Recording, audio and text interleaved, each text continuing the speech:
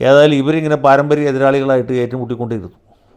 സംസ്ഥാനത്ത് UDF-നാണ് മേൽക്കൈയെങ്കിൽ പത്മരാജൻ വക്കീൽ ജയിക്കും, അതല്ല LDF-നാണ് ജയസാധ്യതയെങ്കിൽ രവീന്ദ്രൻ സാർ ജയിക്കും. ഇങ്ങനെ പാരമ്പര്യ എതിരാളികളായിട്ട് മുന്നോട്ട് പോയിക്കൊണ്ടിരിക്കുമ്പോൾ രവീന്ദ്രൻ സാർ മരിച്ചു. ആ സ്ഥാനത്തേക്ക് അനിരുദ്ധൻ വന്നു.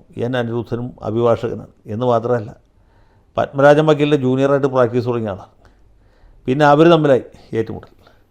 ഇടയ്ക്കൊരു തവണ നമ്മുടെ പ്രതാപവർമ്മ തമ്പാൻ ജയിച്ചു, പക്ഷേ പിന്നീട് കോൺഗ്രസ്സിന് ആ സീറ്റ് കിട്ടിയിട്ടേ ഇല്ല.